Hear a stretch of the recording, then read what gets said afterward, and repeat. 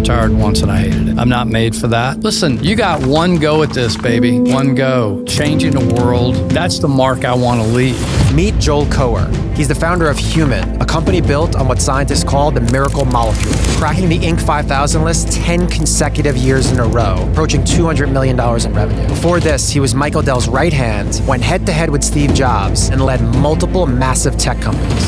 Don't do it quick, do it right. Impatience is great, but if it consumes you and makes you do things fast, you will never be a sustainer. You'll never build a brand that people respect. He explains why most entrepreneurs are killing their business, why he said no to retail for 7 years, and the brutal truth about what actually gets CEOs fired. You've got to grasp the harsh reality. What got me to 10 million is not going to get me to 30. The only constant is change. And as a leader, your capacity to lead a team of people to embrace change as a constant, that's the magic sauce. If you want to learn how to start and build a business from a seasoned entrepreneur who's dominated for decades, this episode's for you. And if you want to control your own destiny as an entrepreneur, you have to.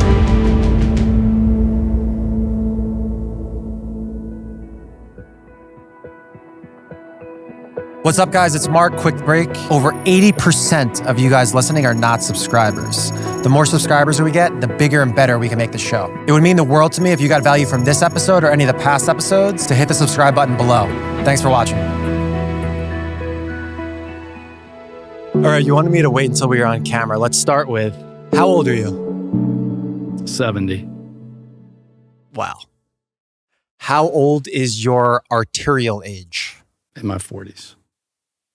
We need to unpack that. That is the one kind of main thing that I want to unpack. So you're basically saying that your heart, your cardiovascular is 25 years younger than your actual age. Well, you have a chronological age. Man, it pains me to say I'm 70. I don't feel 70. You don't look or feel 70. You came in here, I was feeling like 30, 40 energy. Thanks, friend. But I don't feel like I'm 70. I hate looking in the mirror these days because it reminds me, but I feel like I did when I was 30 and my arterial age is in my low 40s. And we can talk about why. Yeah. But it's what it's all about. It's what it's all about. Because you got one go at this. And I look at my friend group and I'm like, I just don't get it. I don't get it. And I am so glad I am not one of my friends. Because I don't know how they get up in the morning and be motivated, because I'm like as motivated as I was 40 years ago. I'm like, I want to tear the day apart. Well, you're fulfilled on a lot of different levels, which we'll get into. Obviously, a lot of that has to do with your company approaching 200 million in annual revenue, all about heart health. But I want to rewind back to when you're 50. You're 50, you've had an insane run on the business side. You're an endurance athlete your whole entire life. You're retired. But then I was unplugged. Well, I do hear that once you stop working, especially if you're passionate about what you work on, then you're one step closer to the grave. So how long were you retired before the health really started hitting hard? I was retired 5 years because I thought that's what you were supposed to do. And I retired in my 40s, late 40s. I did re-engage with my kids, which I needed to do. I was involved in the Dell experience and public companies. And I was pretty young for being involved in that kind of thing. Late 20s, early 30s, it just takes over your life. So it was good to reconnect with them. I wasn't just going to their games. I was going to every single practice. I was uber involved as they were teenagers then. But I tried everything that former public company CEOs do. I tried consulting. I tried investing. I tried all those things. There was zero fulfillment for me in those things. What about your health, though? I want to dive into your health. You had said before that you felt like the plug came out. What does that actually mean? No energy, right? It's like the old people thing, right? The older people thing. They say, oh, I'm slowing down. Oh, I just don't have the energy I used to have. My day is just not the same anymore. I run out of gas early in the day. And as an athlete, slower, don't post the same times. You don't have the same endurance you had. Until I took the prototype. I discovered nitric oxide and I took the prototype of our first product and it was like, I'm back, baby. I am back. Let's talk about that nitric oxide. Let's get right into Yeah. it. All over all the documents, all the YouTube videos, the website, I keep hearing it's the miracle molecule. What is nitric oxide in its simplest terms? Okay, by the way, miracle molecule, those aren't my words. That's somebody else's words. It was the University of Texas dietitian said, or nutritionist said that the it's a miracle molecule. Yeah. It's the most important molecule in your cardiovascular system, arguably one of the most important molecules in your body. But what it does in very simple terms, it's a gas. Its half-life is half a second. It's emitted from the blood vessels or the linings of the blood vessels from the time you're a fetus. And what it does is it signals your blood vessels to stay dilated, and it signals your blood vessels, the interior lining, it's called your endothelium. It signals the interior lining of your blood vessels to stay Teflon-like and smooth so nothing sticks to it. How and where did you learn about this? During that period of time, when I was lost, I got invited to an investor presentation. I went to the investor presentation, and the University of Texas Health, where they do all the biological research in the University of Texas system, they had begun a program in 2003 to eradicate the number one killer of human beings in the world. That's cardiovascular disease, not cancer, right? They hired one of the three men who won the Nobel Prize in 1998 for the discovery of the nitric oxide molecule. So it was awarded a Nobel Prize for medicine. Wow, that late, 1998? Yes. I know, it's crazy, right? So I'm sitting here listening to this. I go, I've never heard of this. Why have I never heard of this? No one's ever told me about this. You're saying this is the most important molecule in the cardiovascular system. You have accumulated all this tech and know-how. So they were looking for someone to commercialize the tech. It's called tech transfer. I don't know. Mark, are you familiar with that? I am not, no. Okay, so in universities, thanks to Gatorade, when these research entities and the research arms of these universities hire researchers, it's SOP, standard operating procedure now, that those researchers have to sign over all their discoveries to the university. Wow. The more progressive universities, Stanford, Harvard, and their University of Texas is a great example. They are looking for every single and examining every single thing that their researchers may come across that has commercial value. They are looking to commercialize it. So they will file provisional patents. In fact, most of them actually have intellectual property lawyers on staff. And they're looking for lanes with these, let's call it worthy discoveries that can end up economically benefiting the university. So in this particular case, they hired a Nobel Prize laureate to come in, start this program, develop know-how. I think their goal, quite frankly, was eventually to develop a drug. But what they learned was that the way to get the body to make more nitric oxide, and we'll get into this later why it's so critical, but the way to get the body to make more of it has everything to do with food sources, primarily root vegetables. We'll get into the beets. Really quick, just to tie a pin on that. That was very, very interesting. I'm just thinking about like my 1099 and W-2 contracts with when people sign the ownership of assets paragraph. So you're basically saying that if you're any type of doctor and you work at a university, they're paying you a high salary, and then anything and everything that you make while there's no joint ownership or anything. It is the university's. 100%. It belongs to the university, and that all goes back to Gatorade. Okay, because the University of Florida learned a very valuable lesson. It ended up in litigation and it got solved. They learned a very valuable lesson, and all the universities learned from that if the research work is done on the university premises by university personnel with university resources, they should own it. Now, most of these universities, University of Texas included, if it does result in commercial value and a commercial revenue stream, there's usually a royalty involved. There you go. And the researcher benefits from that royalty, but they certainly do not have full-on ownership of that asset. Sounds like a bad deal there, but we don't need to get into that. I want to dive deeper into the nitric oxide part of it. My understanding, I am, you want to call it like Instagram porn, consuming all of the Peter Attias, the Hubermans, all of that stuff. Sure. The only thing that I ever hear, I am starting to hear now more about grip strength, which is a key indicator, but all I hear about is VO2 max. So I just want to get clarity. You briefly touched on it. Does cardiovascular health mean that your heart is healthy? Cardiovascular, if you're healthy cardiovascularly, it means more than you're just heart healthy. America's got cardiovascular health completely wrong.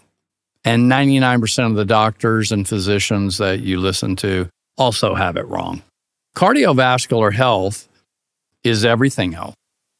And the reason it's everything health is because there are 60,000 miles of blood vessels in your body where you just string them, the blood vessels and capillaries end to end. I said 60,000. Yeah, I'm trying to process that right now. Okay. Yeah. Well, okay, Joel. Well, let me tell you why. It's purely logical. You have 37 trillion cells in your body, give or take a trillion.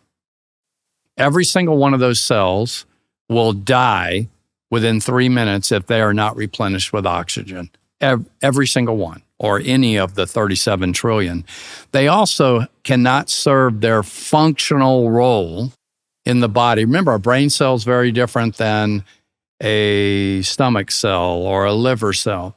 They cannot serve their function unless they're delivered the proper nutrients. Well, who the hell or what the hell delivers oxygen and nutrients to every cell? And by the way, every cell operates independently. There's no father cell or grandfather cells that look out for the baby cells. Every single cell operates individually. So it must be replenished every single cycle of a couple of minutes in order for it to not only fulfill its function, but to live. So therefore, cardiovascular health is for everybody because every subsystem in your body depends upon that delivery of oxygen and nutrients to the cells, every single subsystem. But the point is it extends way beyond the heart. And our company, I mean, we're out to disrupt what America's view of cardiovascular health is. Yes, nitric oxide helps the heart. It helps the intensity of the pump, but it's also that 60,000 miles of blood vessels that count for every single function in your body. But here's the wicked health problem. The wicked health problem is not unlike a lot of other things in the body, the human body. As you age, your body's natural production of nitric oxide declines. Okay, well, let me tell you why that's important, right? So you remember we were talking about a blood vessel being vasodilated? Yes. In absentia of vasodilation, blood vessels constrict. Well, that's where high blood pressure comes from. The reason a 20-year-old, regardless of their diet and lifestyle, do not have high blood pressure or elevated blood pressure or cardiovascular issues is because at 20 years old, your body's making normal levels of this molecule. When does that decay start? What age? 30s? Like, it depends on the ethnicity. It depends on several factors. It depends on ethnicity. It depends on your family tree. But on the average, probably mid-30s. By the time you get into your late 40s, it's a ski slope, brother. It's a ski slope. And that's when the prevalence of the conversation happens, right? Hey, Mark, with your doctor. Mark, man, your blood pressure levels are starting to creep up there. You're 20 pounds overweight. You're eating too much. Your lifestyle, you're not exercising. You're on the couch. That's when that conversation happens. The disturbing part about that, nobody does anything about it. Statistically, in the late 40s, the people that have, it's called pre-hypertension, where your blood pressure begins to elevate, but it's still below a level where they might prescribe drugs. They say, hey, if you don't do something about this and change your lifestyle, then I'm going to have to prescribe you a statin or drugs, which incidentally have incredibly incredibly deleterious side effects over prolonged use. So it's like statistically, 95% of the people that develop pre-hypertension, elevated blood pressure, develop the next state, which is it requires pharmaceutical use. Bad, bad, bad. For people listening, if you're there in your, let's even say 20s, 30s, 40s, if someone wants to improve their cardiovascular health outside of taking your products, Sure. What are those couple things that are very key? Well, there's lifestyle things, but lifestyle alone is not going to do it because you're fighting the natural decline of this molecule due to age. Just understanding that regardless of lifestyle, regardless of diet, that you're going to have to find some way to supplement your nitric oxide production in your body. And remember, this is actually one of the hard things, but it's also kind of one of the cool things, right? If you're protein deficient, what do? Take protein. Right. If you're vitamin deficient, what do? Take the vitamins. Well, dude, you can't take nitric oxide. It's a gas. So the science here really matters because you have to take the precursors. And the precursors have to be taken in a volume that they will eventually in the body cycle through the body's processes, which are extremely advanced, especially when it relates to nitric oxide production, and produce sufficient levels of nitric oxide to close the gap. I mean, my nitric oxide levels are back to normal. At 70, my nitric oxide levels should be 0. I'm like extra interested because there's actually real science like driving your brand, obviously. Can you just walk us through that kind of product development cycle, especially since it's backed by science? I'd love to understand and know that.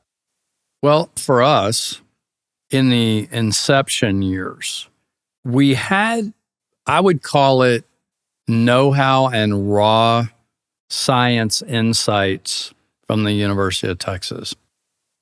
Because I was new, remember, I came out of the technology category. I'm not a biologist. I'm or not consumer. a physician, right?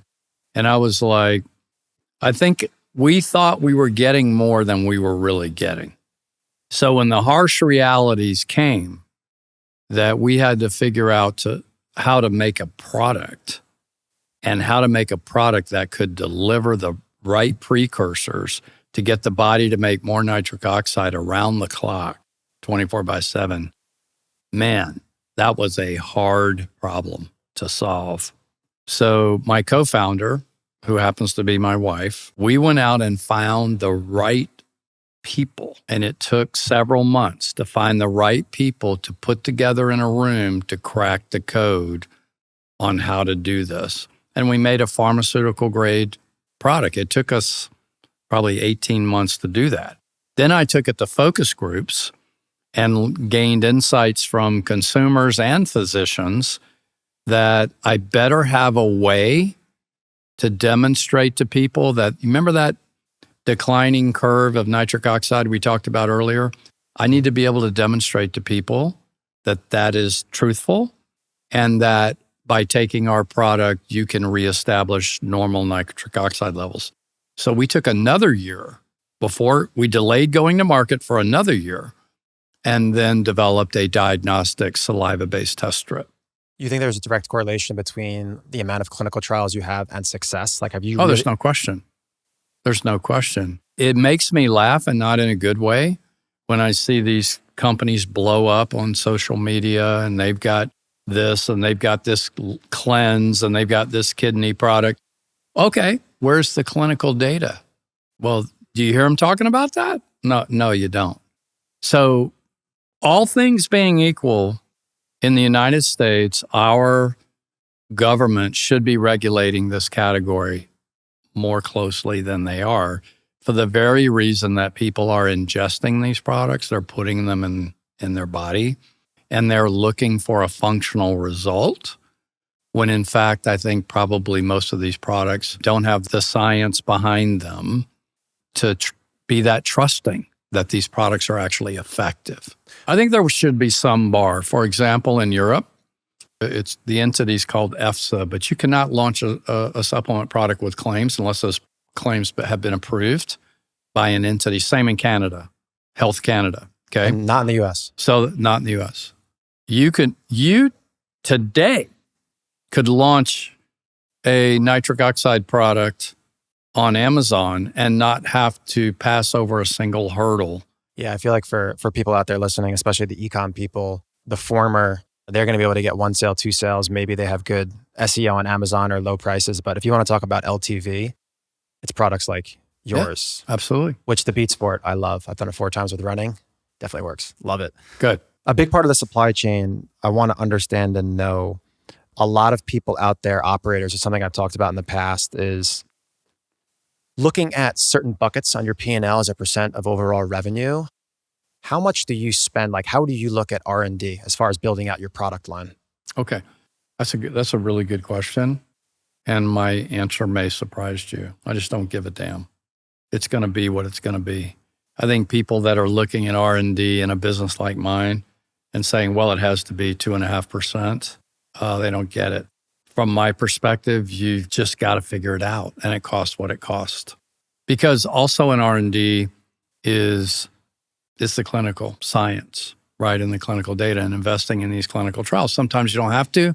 Sometimes you need to. Sometimes to prove that a product is actually going to be effective, you need to do a 200-person clinical trial or 100-person instead of a 20-person. So it just depends. From my perspective, I'm looking for winners. I'm looking for game changers, and it's just going to cost what it's going to cost. It's so crazy how I don't have one company off the top of my head, and I'm like a hoarder of looking at brands and it's just so clear that you get asymmetric benefit of like a company that's brand DNA is rooted in science with a ton of clinical trials. I do not see that on the consumer product side in this kind of supplement category at all. You don't. If you do that in your patient, it's game over. Guys, quick 60-second break. I am so excited to announce our first partnership. It is the perfect fit for me and what I believe in, and more importantly, you, the audience. I have personally spent tens of millions of dollars on meta ads. At one point, it made up 95% of my entire marketing budget. That kind of platform dependency is a real risk. One algorithm shift and your whole entire business can stall. This is why I partnered with Universal Ads, the CTV ad platform powered by the biggest names in TV, built for any size business. In under 5 minutes, you can advertise across the best shows on NBC, Paramount, Roku, and more. You can reach up to 90% of the households in the US at social media CPMs. And the platform gives you full control. You can target by viewership, behavior, income, geography, custom audiences, and more. Just like you guys are used to seeing on social. I'm giving out $500 in ad credits with my referral code to the first 50 people who fill out the form below. First come, first serve, it's gonna go fast. And if you're spending over $300K a month on paid, I have something special for you. Everything's in the description below. Go diversify now and appreciate the support. I want to, understanding and knowing what your brand is now, the products behind it, I want to fast forward over the last 16, 17 years. We were just talking off camera, something very interesting. You've been on the Inc. 5000 list 10 different times. I don't know if I've ever heard or seen more than like 3 or 4 times. You're obviously, the level of consistency is unmatched. I want to really dive deep into leadership. You know, you've been a part of billion-dollar companies and public company startups. So I want to start there with, what is the common thread that you're seeing in any and all great leaders? Before we get to that, because that all just kind of rolled off your tongue, and above all else, my mission today is to be relevant to your listeners, right? So I just want them to understand the context and where I'm coming from. So yes, I've either led as the number 1 or number 2 4 public companies, two of which the revenue levels started with B, and one of them arguably was the fastest growth company in history. But I also took the garbage out as an entrepreneur with myself and 2 other people, a 3-person company. And I'm fine with that. You know, I'm kind of a unicorn in that regard. I mean, I'm fine with doing that. And I love to doing that. In fact, in many ways, that was the opportunity of my life. But I think I come at this with an entrepreneurial spirit and an entrepreneurial mind, but I've also been fortunate enough to be in businesses that got global, got very, very large. So as I respond to your questions, and you're already asking good ones, just your listeners to understand the context of where I'm coming from. With all that being said, that is something that resonated with me when we were on the phone. You talked about that from a humility perspective, you're someone that would take out the trash. I'm the same type of leader. I would never ask someone to do something that I haven't done or would do right now. So across all of those companies, again, seeing billion-dollar companies, private companies, public companies, startups, CEO of 2 different tech companies, what do you see from those leaders that's consistent throughout? What did I see in my own experience, or what do I see in leaders at large? Both. What do you see that works both leaders for you? At large?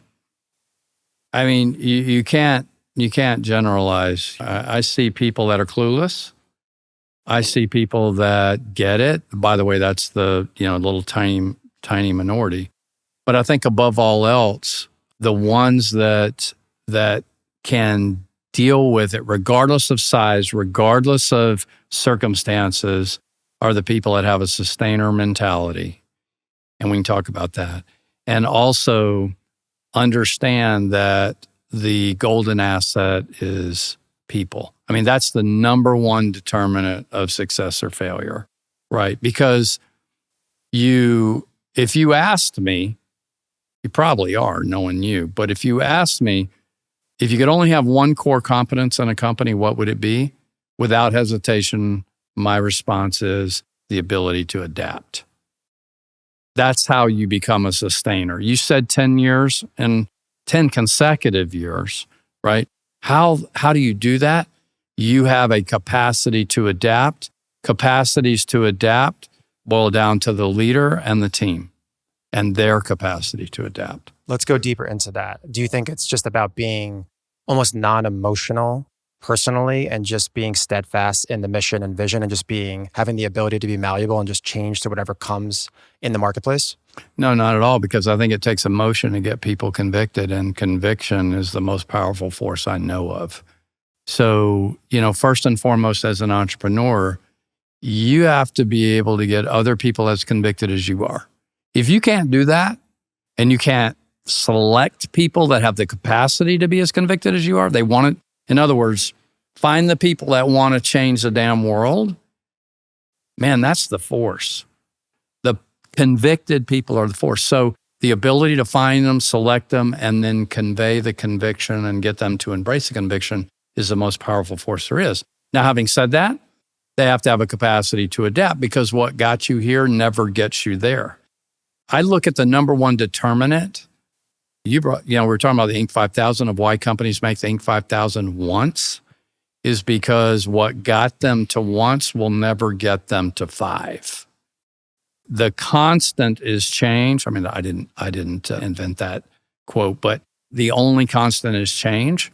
And as a leader, your capacity to recognize that change and lead a team of people, of world changers, to embrace change as a constant, that's the magic sauce, if you ask me. That's counterintuitive to what I hear, because I always hear the quote, again, what got you here won't get you there. And the same, for the most part, can be said about the people. Like a CMO at a $5 million company versus 25 versus 100 are completely different. With that being said, with the scale of your company, are the same leadership? Have they stayed throughout, or are people at the... My CMO's been with the company 11 years. Now, having said that, that's unusual. I understand that, right? So my chief growth officer's been with me 4 months. But I think certain people have that capacity to adapt, and they have that capacity to change. Those are the people you got to find if you're an entrepreneur and you think you're going to be a sustainer. But it starts with you. If you don't have the literal comprehension and understanding that, and you embrace that thought that what got me to 10 million is not going to get me to 30. If you don't embrace that and understand that, then you're not going to get to 30.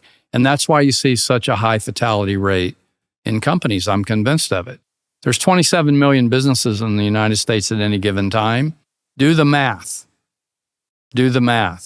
and you look at the failure rate's because of the CEO.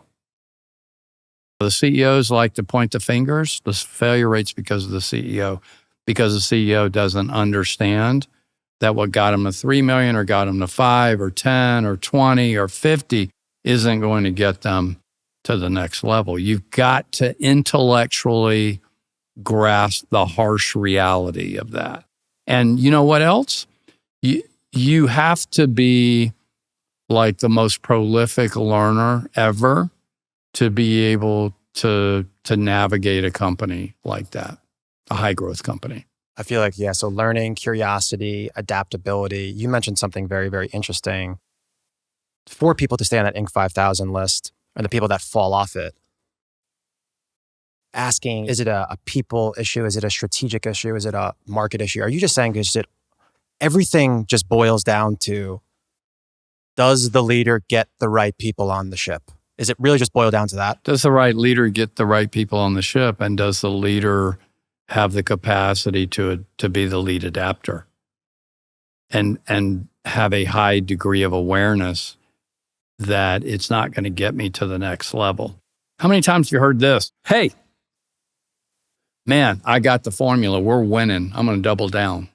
Doubling down is like the dumbest thing I've ever heard in all the years. Please say that louder. Double down kind of sounds like dumb downed, doesn't it? Yeah. I mean, it's like double down. Dude, you are doubling down in the rearview mirror. It's like you don't get it. And it's tough out there, especially now. I would say it's tougher now than it was when I was coming up through the ranks in the 90s. In the 90s, there was no social media. So if you were successful, you could be under the radar screen till you got to 100 mil. Can't be under the radar screen now to get to a mil. So the copycatters, the fast followers, those dudes show up fast. And guess what? They're going to kick your ass because those copycatters are really good at copycatting. What were you good at? You were good at creating. You were good at ideating. So if you don't develop a pretty quick skill to figure out how to deal with the copycatters, you're done. And that's why more often than not, I don't have a statistic for you, Mark, but more often than not, the ultimate winners are not the earliest movers. The earliest movers fall out. It's so funny you say that. I said that in an earlier episode. I'm not a first mover advantage guy anymore. Let someone else take all of the risks, understand the product market fit, and then go from there. A great book. You ever read the book Only the Paranoid Survive by Grove? I feel like as a leader, he said that to me. You serious? He did. He came to Dell and I don't know, it was probably 92 or 91, something like that. And I was walking him around, giving him a tour, and we kind of connected. And he said, before he wrote the book, he said that to me. He said, "Are you paranoid?" I said, "What?" He said, "Are you paranoid?" I said, "Paranoid about what?" He said, "Paranoid about in a business context. And I said, "Yes, I am paranoid, but my competitors that are bigger than me better be more paranoid." He said, "Well, you better be paranoid because only the paranoid survive." And from that, let me tell you one thing I don't like about that quote. Mm-hmm. Only the paranoid survive. I don't think surviving is what it's about. I think thriving is what it's about. So if Andy was still around, I'd call him up and say, "Hey, Andy, why don't you just modify that quote just a little bit? Only the paranoid thrive." Yeah, I think for me, from an awareness perspective, I've said it a long time ago, it's a very simple exercise, a SWOT analysis. Strengths, weakness, opportunities, and threats. And I think always keeping top of mind weaknesses and threats and understanding how you could be attacked at all times is one of the most important qualities as a leader. You mentioned talking directly to Grove. I'd love to know, you were in the mud, the number 2 to Michael Dell. What was his superpower as a leader? Relentless pursuit of the edge. He was 21 when I went to work for him. We were 100 million. I was 29. 100 million in revenue. We were a gnat on a gnat's butt because the personal computer industry was already pretty big. There were some multi-billion-dollar players. And Michael, he was 21, but that guy, I tell you, relentless pursuit of the edge. That's the best way I can characterize him. To go a step further on that, just a relentless pace, just holding everybody to a relentless, like, what do you actually Not mean by necessarily pace, although in those days we slept in our offices half the time. But I would say he was always looking for the edge, always looking for the competitive edge. Now that you brought it up, I believe he spent probably pretty close to a third of his time just interviewing with no intent to hire.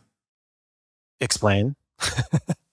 He just wanted to gain the edge. He would interview competitors. He would interview people that were in different jobs, but just to get the knowledge and the know-how. Hey, that's something I didn't know. That's something I didn't know. So he also, I remember when we just hyper accelerated, I think we went from, don't hold me to this, but I think we went from 200 million to 1.5 billion in 1 year when we just hit the slope. And I remember him walking around the office saying, at 23 or 24 years old, what haven't we thought of? What's going to take us down? What's going to take us out? Asking anybody and everybody. Vendors. I'd be in vendor meetings. He'd be asking them no questions. So he was always seeking, right, where the threats and opportunities were. That's great actionable advice for anybody out there. I always ask smart people. It's something I was going to ask you tonight at dinner, is I always say, how do I fuck this up? Is I want you to understand and know where I'm at, all of my different kind of angles and initiatives. And obviously, you've been through more wars than me, so just getting that from someone. I want to know more. You mentioned 200 to 1.5. For the pre-AI days, it was the fastest growing company in America. What are some other big lessons you can take out of that and kind of share with our audience? Because growth of the firm through growth of the people. The number one problem that I had year in and year out was players, right? Who to put in the game, how to go to the next level, who can go to the next level, not having enough players. So, you got to grow from inside. You always have to add from the outside. Let's face it, in a hyper-growth business, you have to do that. But the number one learning I walked out there with many, but the number one learning was growth of the firm through growth of the people. I feel like as a leader, this is all boiling down to, I always say it's clear vision, keep the lights on, and make sure your people are happy. It seems like through your lens and through Dell's lens, it's just all about being the people allocator and then just making sure everybody has clarity and incentivizing them. Does a business just come down to that? No. But I think you're probably 9/10 of the law with those things. I think where a lot of people get in trouble with business is they overcomplicate it. And it's easy to overcomplicate. It's also easy to undercomplicate. But at the end of the day, if you have great people that are highly convicted to change the world, it's kind of like, how can I go wrong here? How can I go wrong? And I think the hardest thing to do, though, whether you're Dell or whether you're Humann, is finding the people. And this is our good to great conversation, right? Get the right people on the bus, okay? I think that's the hardest thing, is getting the right people. There's a lot of hard things, but the hardest thing is getting the right people on the bus, because you got to find a group of people that want to change the world. They want to change the world. And those wanters, the super high want quotient, it just seems to me like it's getting harder and harder to find those people. Do you think that's true? I definitely do. And I think for me, one of my personal weaknesses is probably from a time allocation perspective. I have not spent enough time on iconic. I am on open residency. I'm very proud of my team right now. I think that they're That's obvious. perfect person, perfect That's seats, obvious. both of them. Is my buddy Steve Weiss. He sold his company for 9 figures, Mute 6. And I was always so perplexed. He's got a big following on LinkedIn, and he would spend an insane amount of time on LinkedIn, scouting and interviewing. And the reality is how much did he actually do on working in the business? Probably not that much. He just elevated, found the people, and just relentlessly not only hired them, but then put in really, really good incentive plans. Was he a guy that could convey vision and conviction to his team? It was per what you just said, a very simple business. So yes, a complex business is the worst business. That's why, like when I was on your website, why I loved it so much is just everything is heart health. It's funny because I was like, I'm looking for creatine and electrolytes. I was like, you know what? It's not here. It's very, very narrow and deep. It's singular. It's clear. You could say narrow and deep. Narrow and deep. Focus. Focus wins. Focus wins. I believe that. So it seems as though that with a focus on getting the right people on the bus, I'd love to understand and know, I've never asked this question. I want to know, how do you handle like disagreements with your team? Because you seem like a very like playful yet fair guy. How do you handle disagreements? You mean between me and them? Yes, you and the team. Well, first of all, if they don't disagree with me, they don't work for me. God bless the troublemakers is one of my 10, I'm not going to tell you what they all are, but one of my 10 operating principles as a leader. It's one of the top ones. God bless the troublemakers. You learn really hard lessons running public companies, right? You think those people that get promoted to CEO of a multi-billion-dollar company are morons? I don't think so. Right? So how did that guy get fired? And by the way, the fatality rate's pretty high, right? Think about how many CEOs you can name that are CEOs for 20 years of one firm. But what gets them fired are all the yes men. What gets them fired is through the layers of people that they lead, everybody not wanting to deal with the realities of the bad stuff and putting a sugar coating on everything. Think about it this way. If you have a company that has 10 layers, a multi-billion-dollar company of 10 layers from CEO to entry level, usually more than that, but 10, if every single layer up to the CEO adds one layer of sugar coating, what is it by the time it gets to the CEO? It's the same consensus from everybody. Right. So what's the CEO making their decisions on? Their decision support comes from the team. So that's what gets CEOs fired. So yes men get them fired. I want people that are not only are going to disagree with me, they're going to disagree with me with passion and intent. And even if it gets personal, I'm good with that. That's amazing. And that's very, very rare. I mean, all you do is you always hear the stories about like Steve Jobs, about how it was just his way or the highway. And that very well could have been an outlier. I'm more in the camp with you where you have to have radical transparency and everybody needs to call out everybody. I'm more in your camp. Well, I tell you what, that's a smart move on your part. And it's more the exception than the rule. I don't know why. I guess it's called ego, but it's more the exception than the rule. By the way, I knew Steve very well. Yeah, you know what? I actually didn't put this in the notes section, but a little birdie told me that you told him to go fuck himself. Yeah.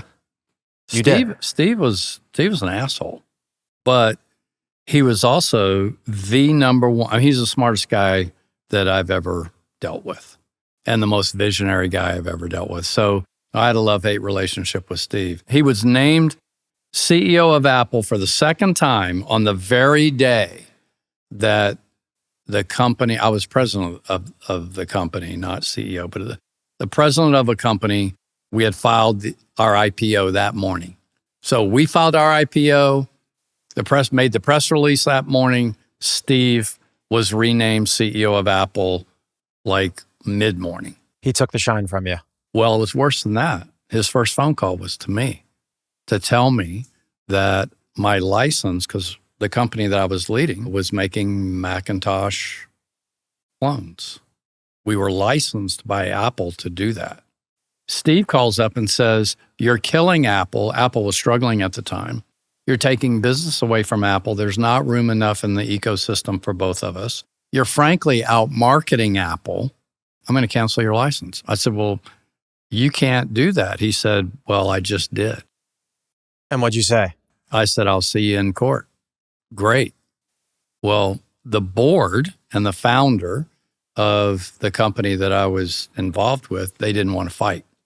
So Steve, I made it pretty painful on Steve at Macworld and put a lot of pressure on Steve with the Mac community because they loved us, that he bought the company. So you guys laid it down and sold the company. I want to go back to, you said he was an asshole, but he was brilliant. Why was he brilliant? What was the brilliance behind Steve Jobs? He understood what consumers wanted before they knew what they wanted. That's what he used to say to me, right? I was like, typical wisdom is, well, you ask customers what they want, they'll tell you. But his perspective was, they don't know what they want. I'm going to tell them, I know what they want, and I'm going to give it to them. And that was the edge that I think he brought. The other thing that he understood, I love this. If I could just popped into my head, You'll love this, Mark. He said, I have the best definition of marketing, Joel, you've ever heard, and it's only 2 words. I said, Steve, you can't define the word marketing in 2 words. I don't even know if I can define it in 10. He said, I can be different. That was his definition of marketing. I thought it was just, that's brilliant, right? Another thing that he said to me that I've not forgotten is, all you've got at the end of the day is brand. That's all you got. So there you go. That's so deep. And man, it's just so crazy how, for people listening that have listened to all the episodes, that like, if you really take these conversations to heart, the exact thing that you just said right now, those 2 things is literally the exact conversation we're having about importance of brand, deciding who and when we do these episodes, who comes on, but then ultimately making sure that the format and the packaging of this show is not only different now, but seeing where the puck is going and radically shifting to make sure that we move on before we get stale. So those 2 things. You know what I took from that? You said we're approaching 200 million. Well, you could argue after the period of time that we've been doing it, why aren't you bigger than that? But what I took from Steve's comment was that don't do it quick, do it right. And I see too many entrepreneurs who are all about doing it quick. And if there's anything that I've learned in the years I've been doing this and would want to convey to your listeners if they're entrepreneurs, is first and foremost, you have to do it right, not quick. Be impatient, but be impatiently patient. Impatience is a great attribute to have as an entrepreneur, but if it consumes you and makes you do everything quick and fast, you will never be a sustainer. You'll never build brand, and the brand that you envision. You have to have enough patience to do things right. And in our case, it was all about science. When we started our company, we said, we're going to raise the bar on the supplement industry. The supplement industry isn't as regulated as most people think that it is by the government. There's way too many products, in fact, probably the majority, to be honest, that are not efficacious. They're not backed by science the way they should be. We've done 13 clinical trials. We took the time, effort, and the investment to build the know-how, to build the products the right way, make sure that the science was there so that our products work, and we build a brand that people respect. What's up, guys? It's Mark. Quick 15-second break. We're building a private community for operators, marketers, and creators. And in order to join that wait list, you have to sign up for the newsletter. The newsletter is going to give you alerts on all of our new content and my personal takeaways from each and every guest. Make sure you click the link at the top of the description to sign up. Thanks for watching.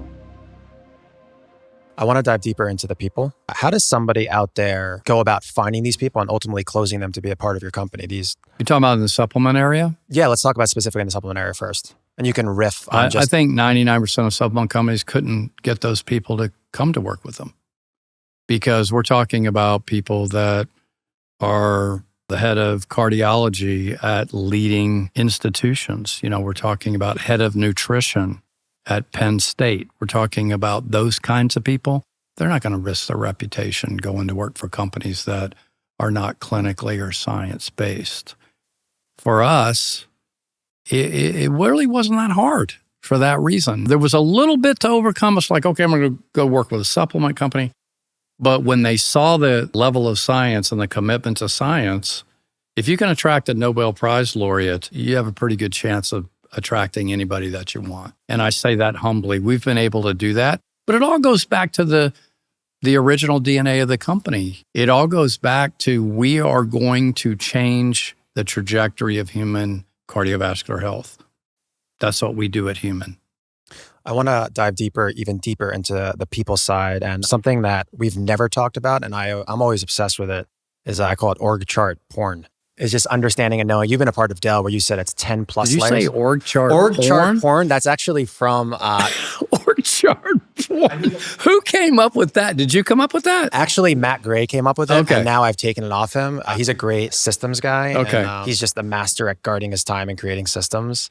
Yeah, I'm so curious about that because I just want to understand and know, not only from a management perspective, but like specifically on a per category perspective, a per industry perspective, like who are the key players and how do you value those players in relation to where they're at in the company? Like something that I found out recently is like on the tech side, when I think of product manager, I think of like a mid-level like account manager. Right. And like I learned more about product manager through this. Like a product manager is like insanely important. They're like the resource allocator. Like they're a linchpin. They're a linchpin in the whole entire business. Mm-hmm. So I'd love to hear from you, as much or as little as you want to tell me, of what is the operating rhythm and the ebbs and flows of your company, and how do you kind of lay out your company? Okay. Well, I'll tell you how I think about organization. Yeah. Right. And I find that in too many companies, organization just occupies everybody's mind too much. Titles, org chart, it's just a distraction. The reason God created organizations is for one reason and one reason only. You know what it is? I was going to say that to stay organized. Execute the strategy. Okay. That's it. Yeah. Is there any other reason? Anybody in that, you want to drive me nuts? You want to really make me crazy? Yeah, let's go. Tell me, use the word own. Like a vice president goes, well, I own that. You don't own shit. Right? Who owns that? You don't own anything. Your job has nothing to do with ownership. So when I think about org charts, they're snakeskins, man. You design them for the moment. Remember we talked about what got you here won't get you there? Yeah. Okay. You go into these larger behemoth companies, it's no wonder they're stagnated and they're excited about creating 3% year-on-year growth, right? Because the org charts look the same for 20 years. You want to change it up, change up the org chart. And the org chart is all about executing the strategy. Does the core strategy change? No, but the conditions change constantly. So in order to keep the company on strategy, the org chart has to be a snakeskin, and that's the way you look at it. It's malleable. It's changeable. Any words of advice? Maybe not for a 3-person startup, but once you get up into the 50-employee range, don't let the org chart become permanent or semi-permanent in anyone's mind. It is a snakeskin. What about communication cadence? Does the whole entire team have access to you? Do you have a layer to get access to you? Is there a cadence where on Fridays only you take meetings? Are you guys all on Slack? What does that look like? Yes, and yes. But I think when you talk about that kind of thing, to me, I'll give you my pet peeves, right? Every board deck I've ever done is presented to all employees within a week after the board meeting. Now, are there a couple of things that maybe you have to remove or take out? Yeah, of course, right? They're sensitive. But that board deck I show it to the employees.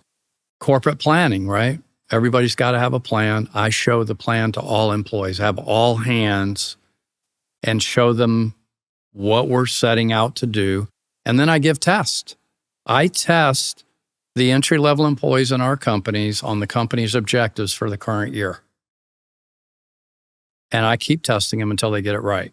I mean, people do their best work when they understand what the hell you're trying to do. I've never understood this. I just don't understand the boardroom conversation and keeping it in the boardroom when it's the people that are doing the work that matters. People are inspired when they feel like you're being transparent and honest and being forthcoming about what it is you're trying to accomplish. So I break my butt to make sure that everybody in our company understands the objectives, understands how we're doing against those objectives. When our think shifts or changes, I hold a fireside chat. I'm all about that. Now, at the end of the day, would I say that every single one of those employees, because people slip through the crack, but would every one of those employees pass every one of those tests I give them? Maybe not. But the vast majority of them, they appreciate it. And because it unleashes the beast in people when they feel like they're on the same page with what you're trying to do and that you're not just a tool. God, that drives me crazy. You make people feel like a tool. And when you can't touch every single person every day, then that's when you really have to make sure that the people that you've brought into the company to lead are leading, and they're leading effectively. How important is the interview? How involved are you in that? I interview every single person that goes to work in the company. And I interviewed every single person in every single company I've led until it just got mathematically impossible for me to do it. It's the most important thing you do as a CEO. You are the CTO if you are a good CEO. Chief Talent Officer is what CTO stands for. You are who you hire. You know, people, by the time people come to work in a company, they're largely baked. I don't care how good a leader you are not going to transform a slug into a racehorse. So you better hire racehorses. In that interview, what are those key questions, triggers, tendencies? What are those key things that you look for in those interviews? I'm looking for conviction. I'm looking for somebody who wants to make a mark, wants to change the world, people that really, truly care about other people and the human race. Those are the people that I'm looking for. What you're trying to weed out are people that are all about them, that all they really want is a job. You know, those people will kill your company. You hire, let's say you're a 20-employee company. You have 5 of those, you're dead. You can't hire those people. You can't afford to hire those people. They are company killers. If there's anything I don't freaking understand, so I'm going to get pissed off, right? Are these jackwagon CEOs who think they're too important to interview an entry-level person. You want to explain that to me? I don't get it. I interview everyone. Well, good for you. And I'm not surprised in the short time that I know you that you think that way. But what the hell are you doing, dude? What are you doing during the day that is so damn important that you can't interview somebody that's going to come to work for your company? Oh my God. So I'm like, so you're clearly under the fire fast. What about hire? Hire slow or hire fast? This is all over the place. You hear this everywhere. I mean, fire fast is 100%, but hire fast or hire slow? hire slow. I'll never hire somebody that's going to work directly with me, even one step removed from me after one interview. That's not happening. It's not even going to happen after 2. We're going to break bread together. We're going to break bread together. I like that. And we're also going to have you bring your partner because, wow. Okay, listen to this. Ooh, I like this. You want to find out who somebody really is? Bring their partner. Ask the partner who they are. Now, you can't be quite that, do you know what I mean? You can't be that quite direct, and you can't make the partner feel like they're being interviewed. You have a glass of wine, and you start talking, well, what? Tell me. Oh, yeah, well, how did Mark react to that? Gosh, tell me how he reacted when you wrecked your brand new car. Now you're doing your job. You're getting underneath it. You're learning, oh, Mark was like turned into asshole mode. Oh, I haven't seen that side of him. Why did he do that? So it's just really, really revealing, when you do that. The other good thing about doing that is without getting too personal. Oh no, I got my fiance a lab-grown diamond ring. Is she the most influential person in your life? Yes, I would say so. Yes. One of the many reasons why we're engaged is I trust her judgment, and her EQ is off the charts, and she has been right about people, situations. We're at a point now where a little past 2 years where, more weight is going towards her decision. Of course it is. Yeah. All right. So let's say that I'm interviewing you for CMO. Yeah. Right? Who are you going to ask about whether you should take this role or not? Oh, first, her. Yeah. Right. Of course. So I bring her to the dinner. I want her to get to know me. I want her to get to know us and what we're about and what our mission is and why it's so important and why we're so highly convicted about it. Because I know you're going to turn to her and she's going to have a major influence on you. And she likely would also tell you. If it's a no. That's right. She would likely tell you, you know what? You're not going to like working with that guy. That guy's like intense. Mark, you're not going to do well with that guy. Don't take the role. And you know what I say to that? Good. Hallelujah. That's a win. That's a win because we found out before we ever went down the path together. That's an interesting two-way street. She has to work till 7 tonight. I really want her to come now. Damn. Even though I'm not we're not interviewing here. But what's her name? Her name's Nana. Okay. Yeah. I like it. She's the best thing that's happened to me on an array of different levels. Well, you know what I think? I think it's pretty cool that you could say that. We run our relationship like an operating system. And if you look at it very objectively, if you look about my bank account from an enterprise level and a cash level, my social awareness, my probably VO2 max, every single thing that I look at is up and to the right. Same with her. She would say the same thing. So I just look at it very, very objectively. Is this person a plus or a minus in my life in all those macro categories? If the answer is yes, then that's probably who you should be with. Oh, you found your soulmate. We happy. I can go on and on about that. I want to tie a bow on the hiring side. What is the biggest hiring mistake you've ever made? I haven't made too many. At the senior level. I've made plenty at the non-senior level. With that being said, under the notion that when you're at scale, obviously, you can only do multiple interviews on probably the higher level people. See, that's why I haven't made that many mistakes, I think, Mark, not to interrupt you, okay? Is because I'm telling you it's 5 to 6 meetings, right? If you incorporate the dinners and the coffees and all that. Whereas at the lower levels, they've been vetted, they come in, I still interview them, but it's a one interview thing. And I think I haven't been able to uncover maybe all the things that you uncover after you meet with someone 6 times. Something absolutely mind-blowing. There may be a chance that you don't do this too, and this would be my greatest gift to you. Okay. And we talked about it in the last episode. For some people, if they did not listen to it, I just want to quickly touch base on it. Gallup tests, the Harrison test, the Working Genius test, the personality test. Do you do that? Mm-hmm. Why do more people don't talk about that? I don't understand that. It is, again, for people listening, I just want to touch on it briefly because we go super deep in the Simon episode about this, is understanding and knowing your strengths, your weaknesses, how you operate, and then you find holes in your company. And then if they're this type of personality, when you go and interview people, you better make sure they're the exact type of personality. I would say that's been one of my biggest learnings from the time I was an early exec at Dell, or very early in my life. I mean, involved in running a multi-billion-dollar company, and I'm 30 or 31. When you think about it, back then, it was like I gave the personality test for the first time after I'd hired all these people, like the executive team. I remember it was in an offsite. I'll never forget it. And every single one of them were the same as me. That's not good. No, it's not.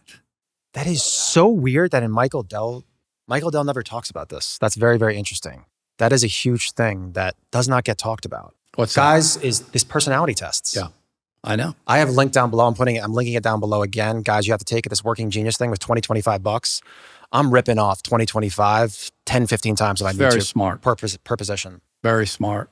Anything you can do to get to know the candidate better than you do is just smart, because you're getting married and you're depending on those people. You're betting your company. Every time you hire a person, you're betting your company, really. Especially when you're uber small, you're betting the company on who you're hiring. They can do so much damage, or they can be the oxygen in the room for the company. One random question that I think would be really, really helpful to a lot of people listening. I've gone through this kind of back and forth. What's your just whole entire thesis on having an assistant, both for your personal life, both for the company? At what scale? What has it done for you?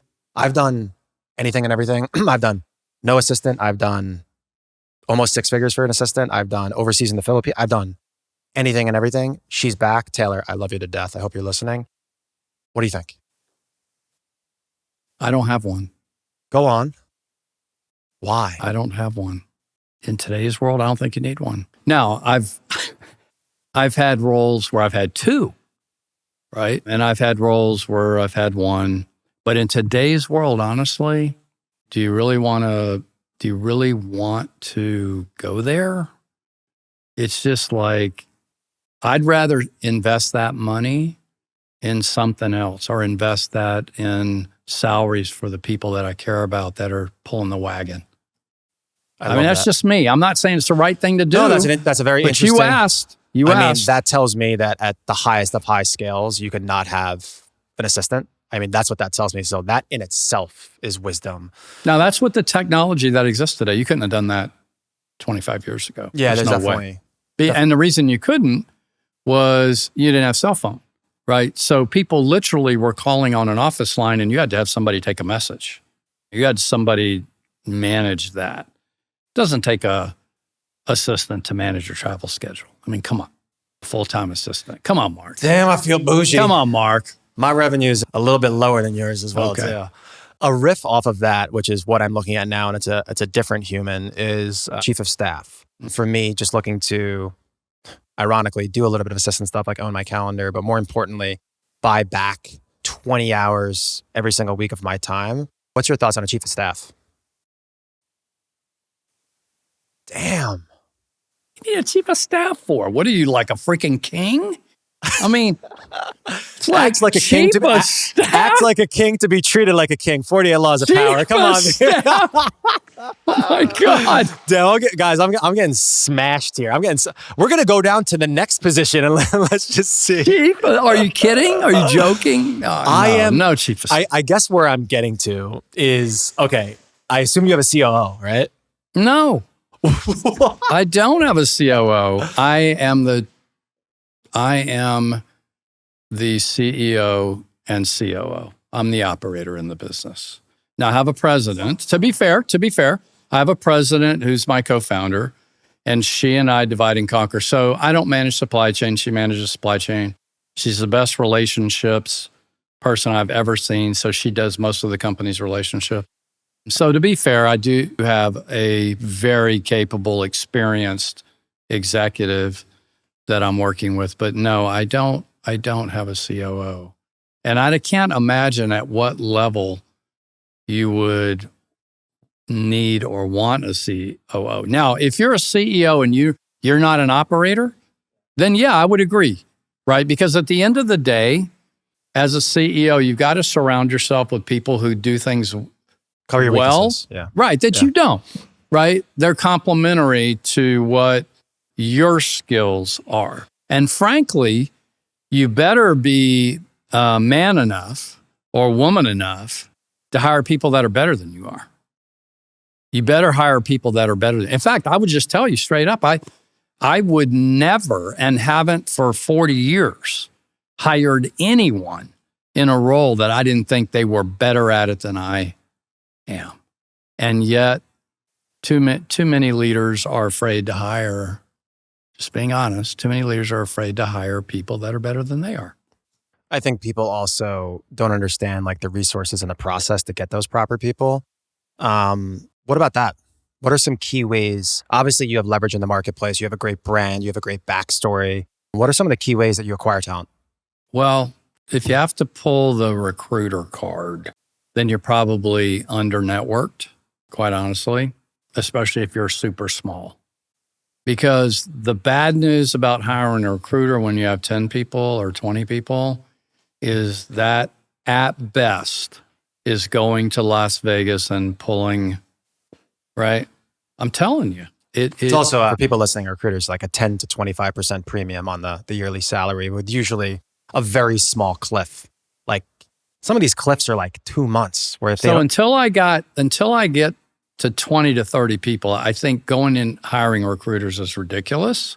It just means you're not, if you really think that your business is the people, that being in business is the people, and yet you are having to hire a recruiter when you have 10 people in your company, then you don't really believe that people is the company. You have to be a networker and you have to do the things that are going to allow you to find the right people. And let me ask you this. Would you rather hire a known entity or a completely unknown entity? A known entity. Of course. So how are you going to hire a known entity if you're hiring a recruiter? Now, there are places for recruiters. I have two sons that are entrepreneurs and they have a tech recruiting company and they do it extremely well. But I think that's for entities that are small, that are larger than startups. I would just say for everybody out there listening, and I've been for my whole entire career until recently, I would say 99% of entrepreneurs out there don't spend enough time on finding and developing talent. Talent, you said? Yeah, people. Yeah. Oh, no, you're right. Yeah. Have you ever heard of the talent ratio? No. Right, because I invented it. And I haven't written my book yet. So talent ratio. You're like a really smart guy. So I know you're going to get this. Okay. Thank you. It's a rhetorical ratio. Okay. And it is the ratio between revenue and talent. I've heard revenue per employee. What is this iteration? No, this is revenue and talent. Okay. So you think about a company that's in high growth or hyper growth has a shrinking talent ratio because they can't bring in talent at a rate that they're growing, right? So as the CEO of a successful business, let's call it a hyper growth business, you have to become obsessed with the ratio of talent to revenue, sustaining, or even the talent being greater than, at a rate, you're bringing in talent at a rate greater than the business is growing. Otherwise, you are diluting the capability of the business. Yeah, I would imagine that you can't over-index on talent. It's probably good to hire the talent early. But it's a level of consciousness, right? Now, this isn't for the slow growth company or that has 2 people or whatever. I'm talking about a hyper growth business, right? Where you've hit it and man, you've hit that scale up lane and it's rolling almost without exception every single passing day. The ratio of talent to revenue is declining. And you cannot allow that to happen because it is the best predictor of future performance. Think about it. It's the best predictor you have of future performance. Yeah. You say that, and I'm just looking back at my company and about when we took that jump. I think it may or may not have happened. Obviously, we were putting in the work, but it was very much so because of the market conditions with COVID. And then we didn't have the next necessary additive talent to take us to the next level. You're completely agree. I remember the hire that I made, and he was not the guy to take us to the next level. And that one, let's just call it wrong hire, was probably I took a big bet on this guy. It was the first big bet I took, and it didn't work out. And I think I'm looking back, I'm reflecting that if that was the right guy or girl versus him, everything could have been completely different. And just so we're clear, the quadrant that I'm referring to, this is an obsession quadrant. As a CEO, you have your state of consciousness about this ratio has to be extremely high, and it almost has to become an obsession. You asked me about how'd you do 10 years in a row? Well, that's how we did 10 years in a row. You're paying very close attention because during those 10 years, there were years when the thing grew 70%. Well, a 70% growth year over the base of an employee base, in most cases, is going to be a dilutive year in talent ratio. And you just can't let that happen. Was it? Yeah, it was.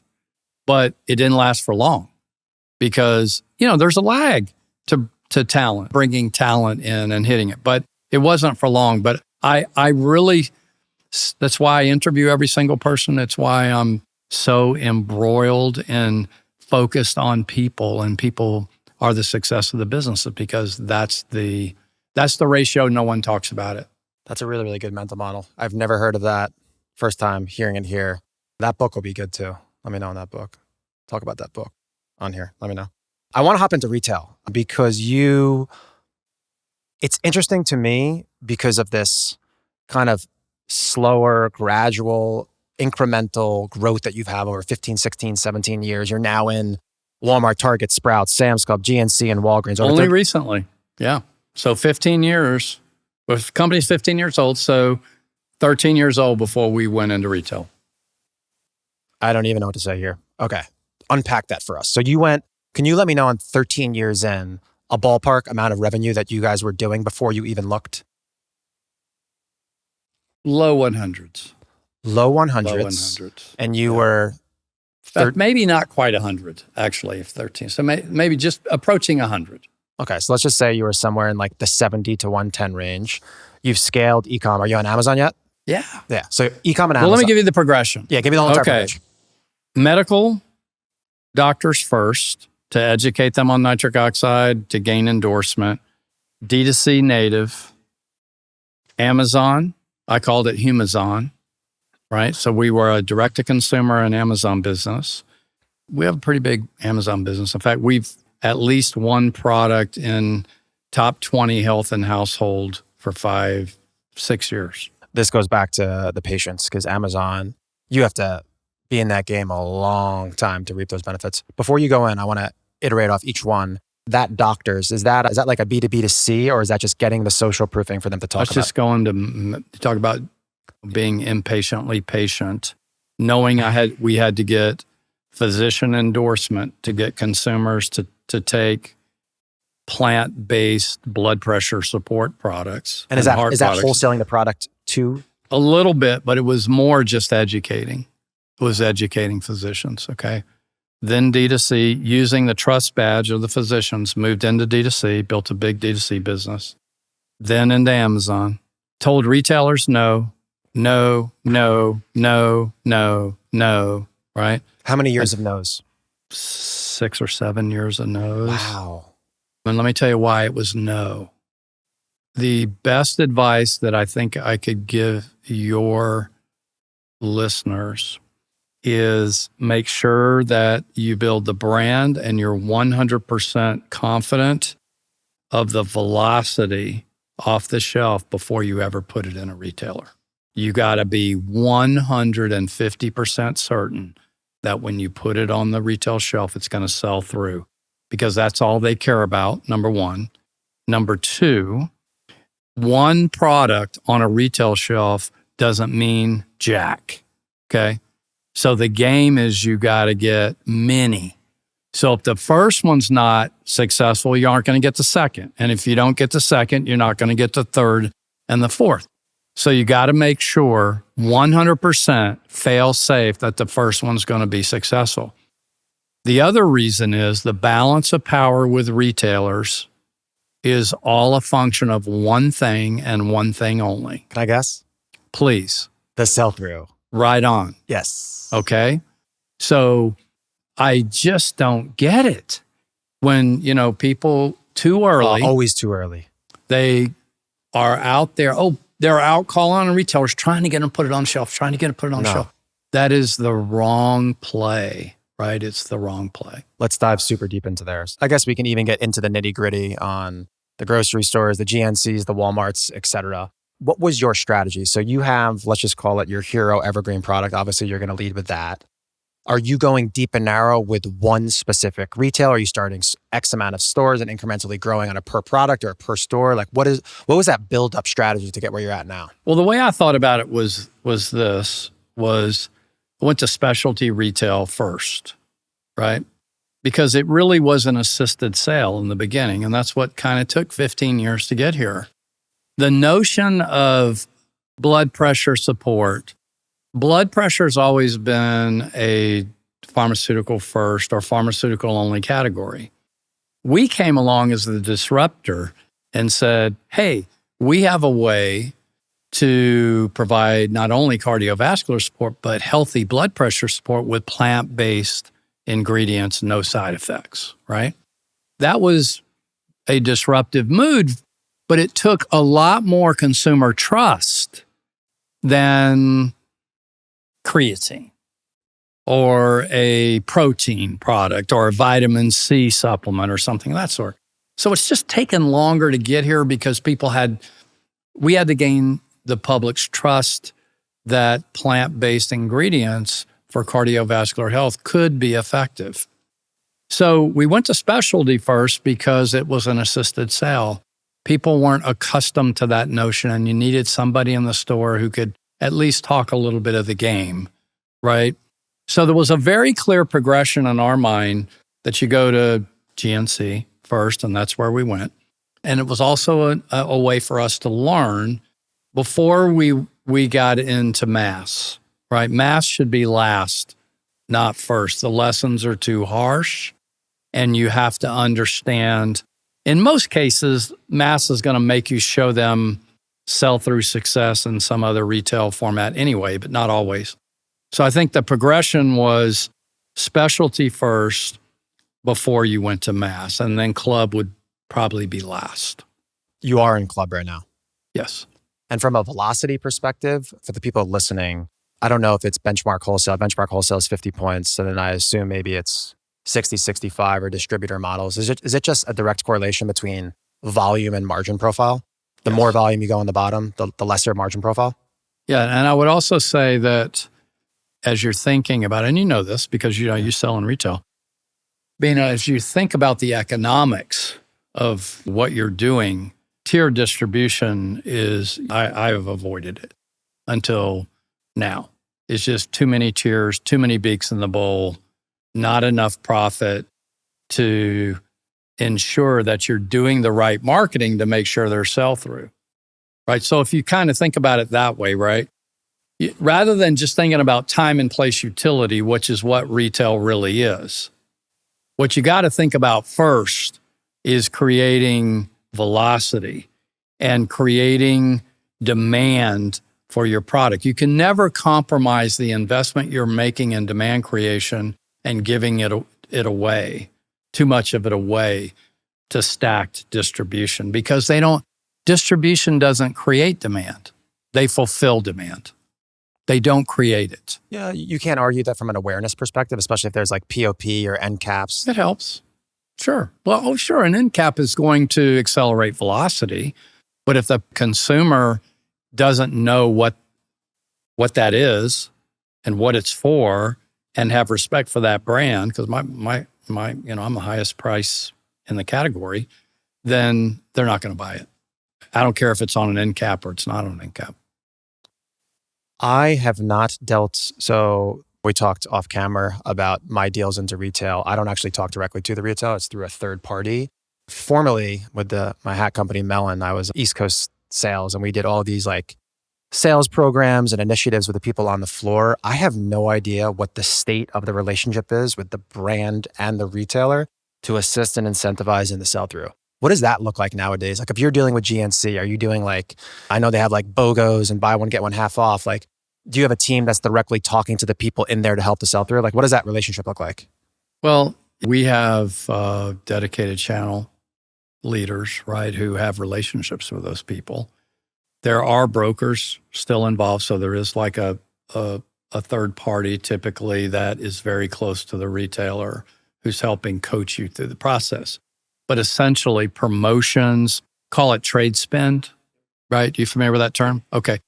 That's part of the program, but it can also, you can spend away or give away all your profit in trade spend. So you have to be savvy and you have to be smart and you have to learn through testing what's worth doing and what's not worth doing. Yeah, I got hit with the Costco online roadshow. They made me commit to $20,000 of email blasts. And it's just like, if you actually look at the EBITDA created through the sales, I said I got awareness, but yeah, definitely net, I probably lost money. So looking at that. I call that profitless prosperity. Profitless prosperity. I like that. It's so easy to get intoxicated. You get intoxicated on revenue. And at the end of the day, I'm proud to say our company's always been profitable. We bootstrapped the company, but it's been profitable. And at the end of the day, cash is king. It'll always be king. And if you want to control your own destiny as an entrepreneur, you kind of have to walk around with that on your t-shirt. You gotta walk the talk around that.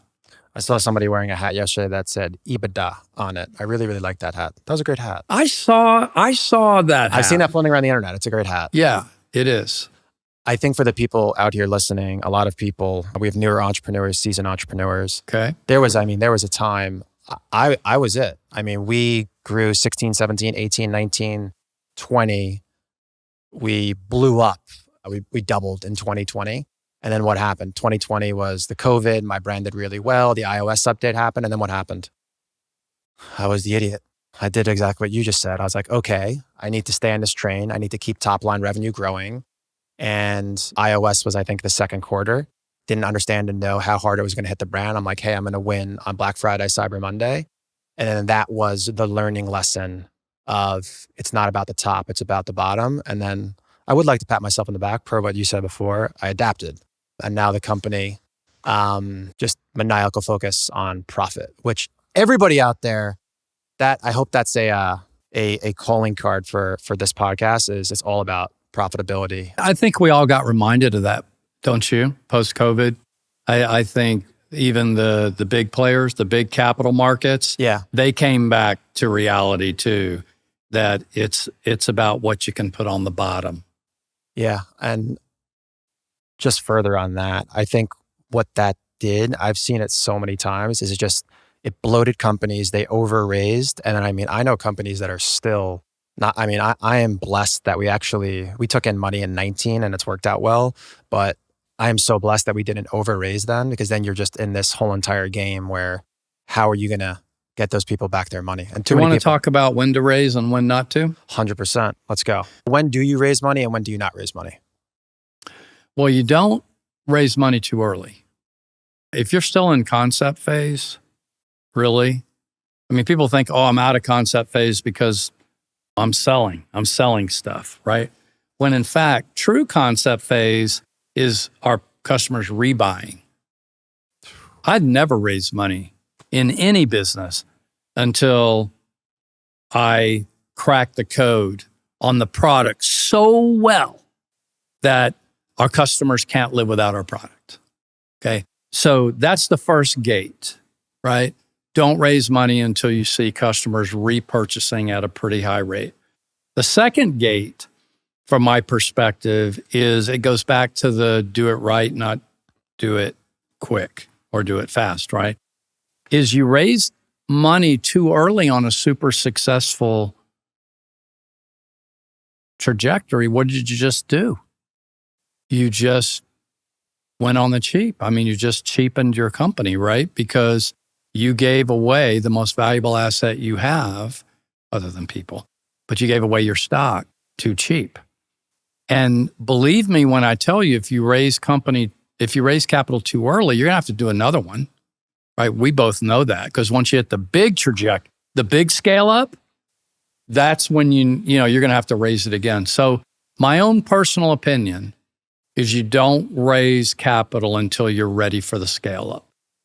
That may take longer than you want it to take. What about debt? What's your thoughts on debt? I finally, last year, because we were just scaling up at a frenetic rate with retailers, we went from less than 1,000 retail doors to 40,000 doors in 20 months. The internet says 30,000. It's going fast. It's now 40. Okay. So think about the working capital. I was just going to say, this is PL financing. So you're very savvy. So accounts receivable, ooh, right? Inventory, ooh, okay. So I finally allowed the CFO to take on little itty bitty amount of debt just to fund that ballooning AR. But I'm not a big fan of debt just simply because shit happens. You don't know what's going to happen, right? So until I was more mature, remember, we're approaching 200 million. So if you put 10 or $15 million of debt on a $200 million business, then that's okay. You put 10 or $15 million of debt on a micro business, that's not okay. Is there a percent of revenue that you would cap out the debt at that you think is acceptable? I'm sure there is. I just haven't done the math on it, but yeah, I'm sure there is. What's your thoughts on founders taking chips off the table? They should. But I think, look, and I get it, right? I mean, I did okay financially, so maybe I'm in a different place. But I'm just a big believer in you don't run the business for an exit. I don't ever talk exit with my team, ever. What I talk with my team is build the greatest company on earth with the best products on earth, with the happiest customers who can't live without our products. If you keep focused on that other stuff will take care of itself.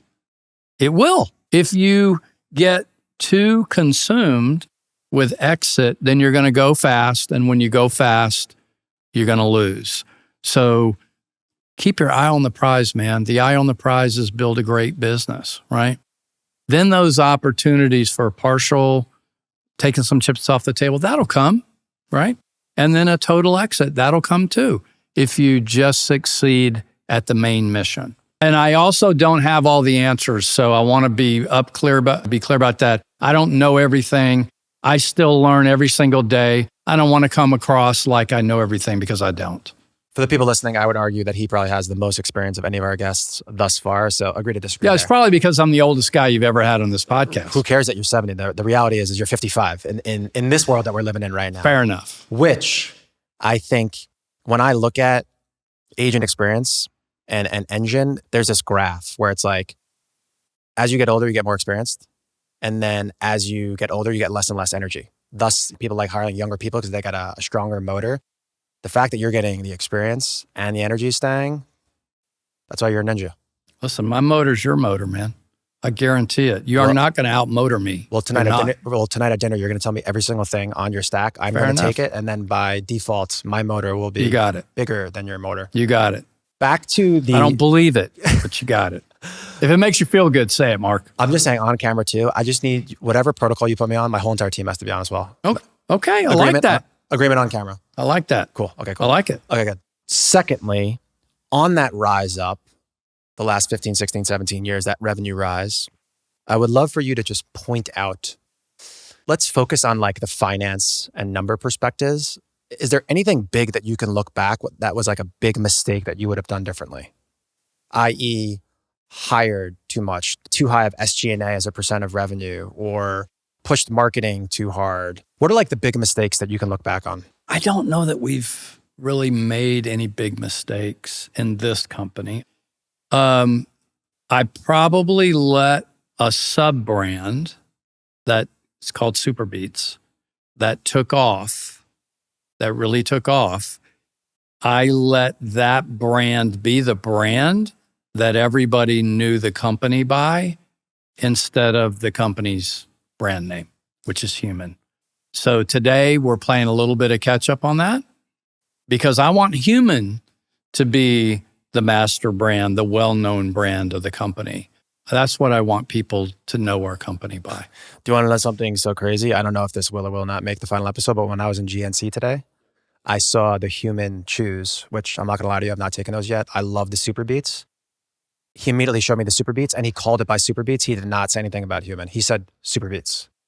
So no, there you go. What you're saying is spot on. And here's the problem with that. Okay. Now, the good news about it is we've sold a gazillion, 750 million doses.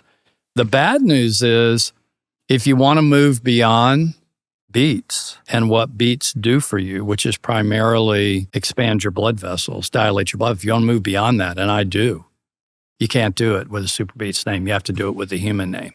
Now, Humann's a damn good company name, don't you think? That's good. Yeah. Okay.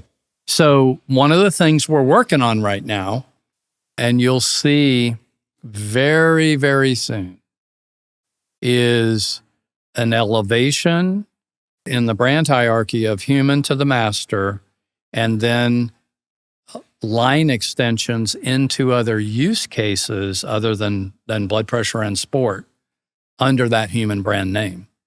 That's going to be introduced very shortly, very soon. And you're talking about just talking to a different ICP with the same... So let's take an example. Yeah. Okay. If I'm in the business of dealing with consumers that have elevated blood pressure, do you think they might also have cholesterol issues or be concerned about cholesterol? Right. Well, who would they trust to deliver a cholesterol solution? Us, right? So same with metabolic, blood sugar. Yep. Anything to do with that 60,000 miles of blood vessels that we talked about, that's where we're coming from. And those new line extensions, just to give more clarity to the audience, you test, iterate, and optimize on D2C. Once it's proven, then you bring it into retail. No, not necessarily. I learn from the consumers in D2C because I can talk directly to them. But no, I don't necessarily have to run through that progression anymore. And I think when you think about this progression, right? 0, more or less, maybe 1,000, to 40,000 retail doors, full retail shelf presence, then you bring the extensions, you can do the math. It's good math. You know if, back to the point, if that product or those products you put on those 40,000 shelves, high velocity sell through, what's that retailer willing to do? When you come up with a new product, what are they willing to do? Take it immediately. That's right. We need to have an offline conversation about the 22 Immutable Laws of Marketing. I used to love that book, and I feel like it's just so wrong in this day and age now. Like, it talks about the law of line extension, and it's like completely different now. Are there any rules anymore? I want to finish up on retail and just get a big learning kind of holistically. Like, what has been your biggest lesson with retail partnerships, period? What is a holistic lesson that you can give to the audience outside of it's about the sell through, not the sell in? They don't care about you. And you're a tool. It's as simple as that.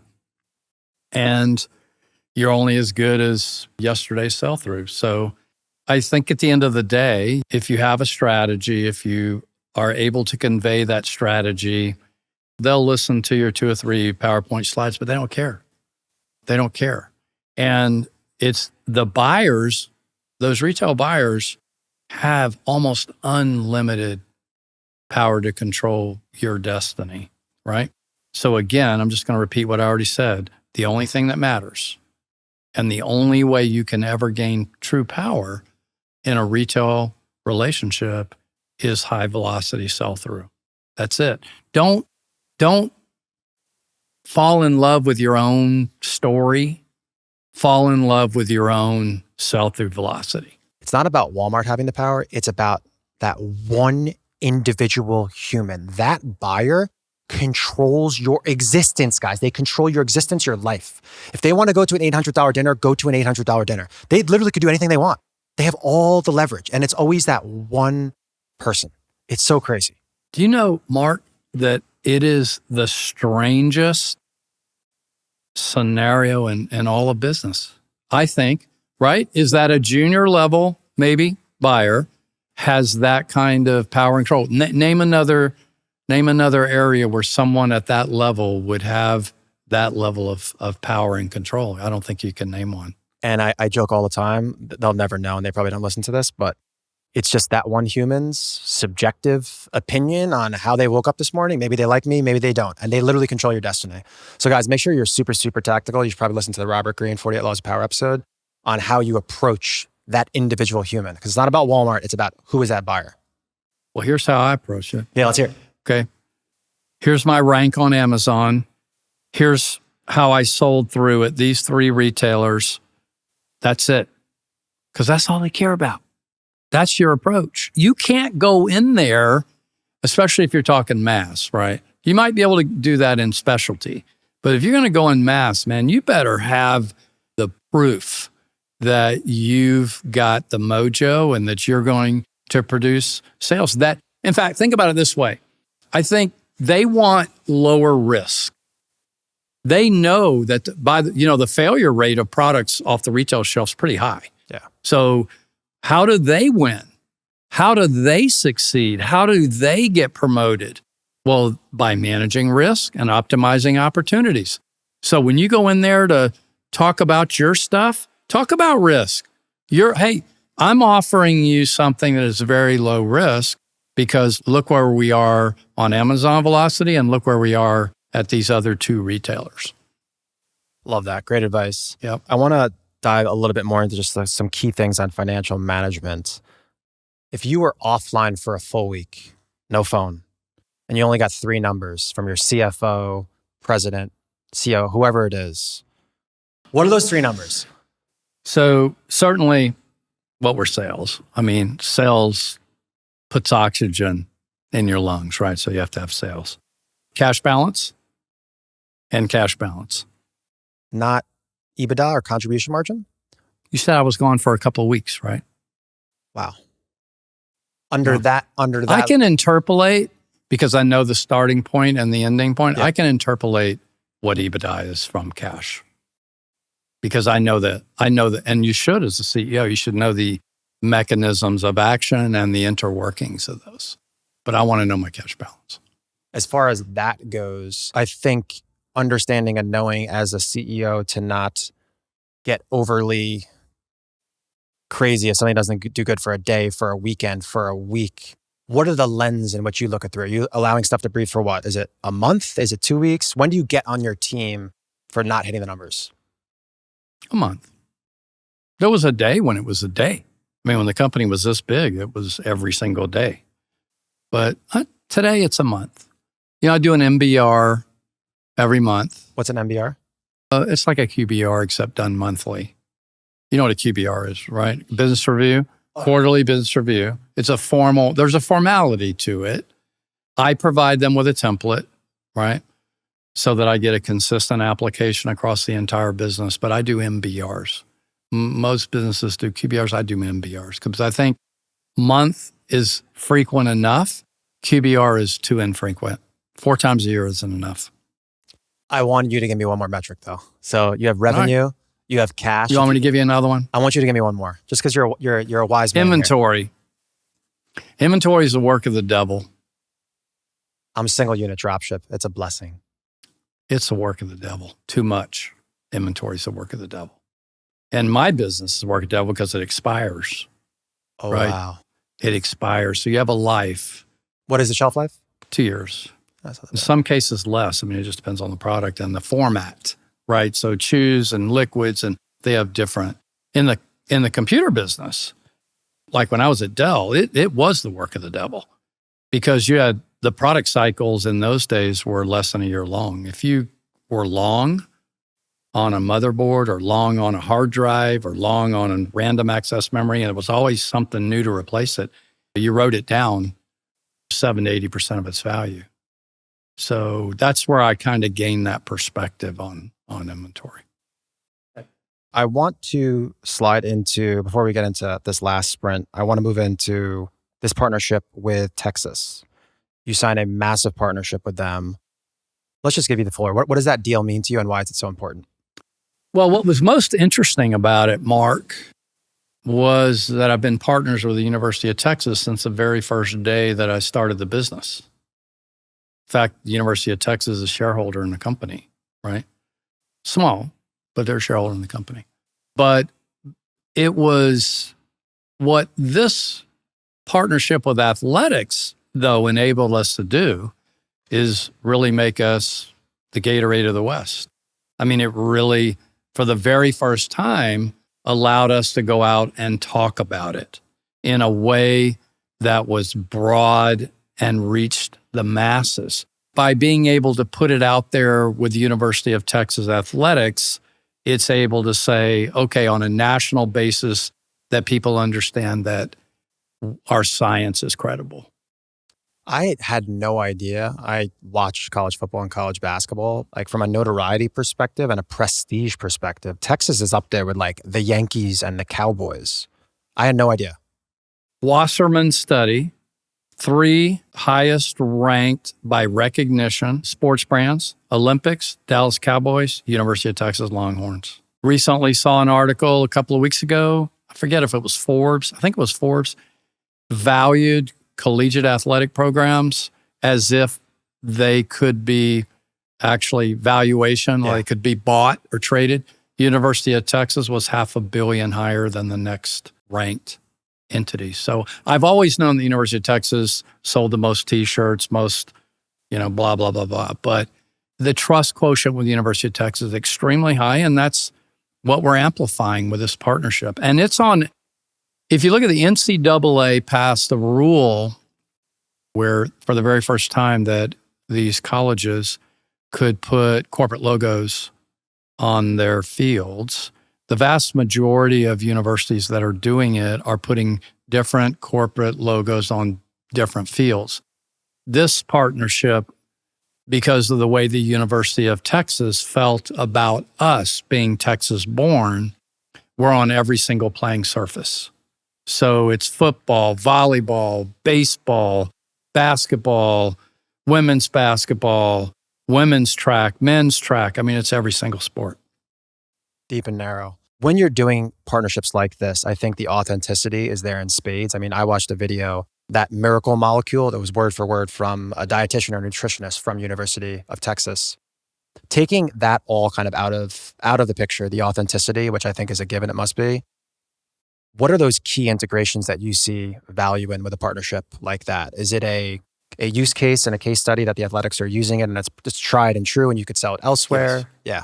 That and the science factor that we talked about so many times today. I want people to trust us, that we're real, we're credible, we have a super high standard. Think about it, the science standards of the University of Texas, right? So in essence, it's a borrowing of the Texas brand, if you will, to establish the ultimate trust. I mean, I like to think about us as the trustable, and most of the other companies in this business, the untrustables. I think this sets us apart from everyone else. Yeah, I think the association, you just amplify the trust. Plus, you talk about University of Texas Athletics. They've won 20 national championships using our products. That product you told me you took and you felt the difference in endurance, they've been using it for 10 years, actually 12 years. They've won 20 national championships using a product. So their trust in us is based on the fact they know our products really work.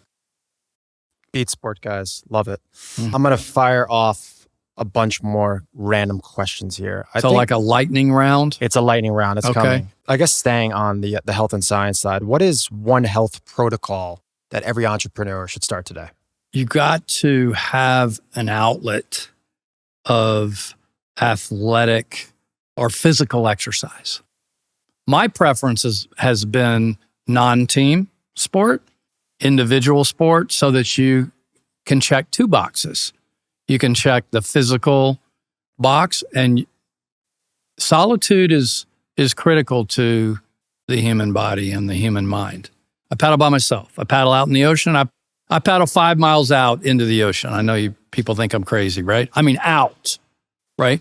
But that's the solitude that I seek because it's important, combined with the physical exercise.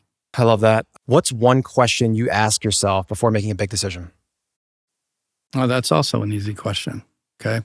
Before I make a decision, I force myself. Now it's easy because I've trained myself to do it. Early on, you have to train yourself to do it. Before I make a decision, I say, what are the 1-year ramifications of this decision? What are the 2-year ramifications of this decision? And what are the 3-year ramifications of this decision? You have to ask yourself. As the CEO, you have to ask yourself that, because that gets back to doing it right versus quick.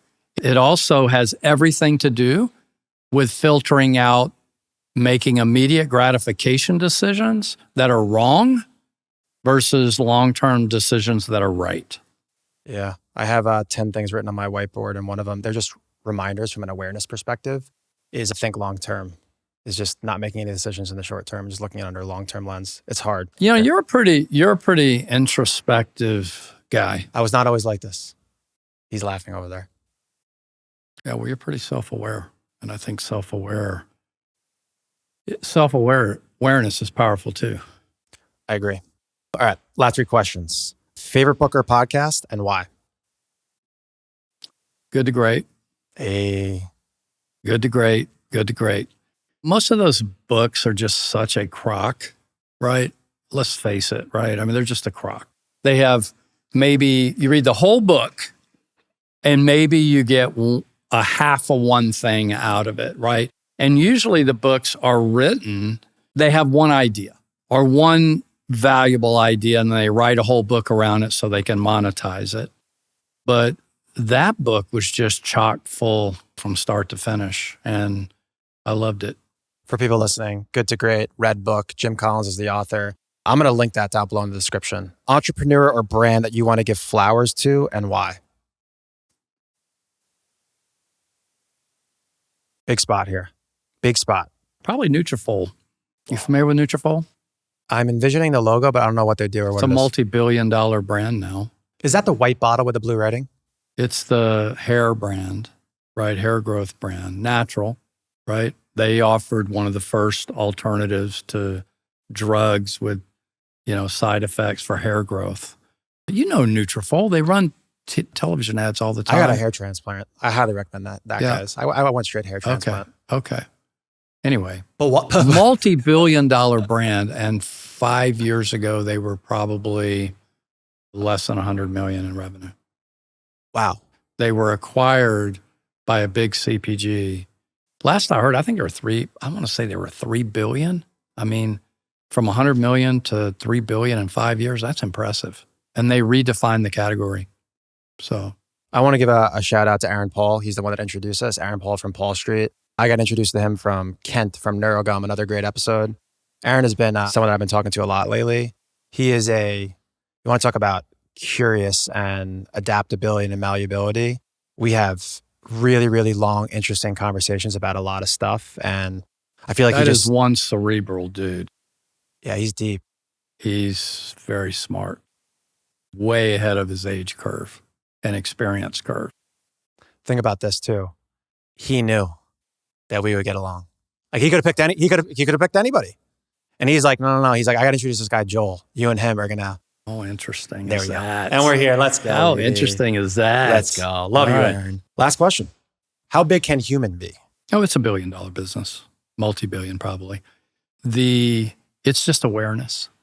It's just creating awareness with people that cardiovascular, 60,000 miles of blood vessels, that cardiovascular health is everything health. And it's for everybody.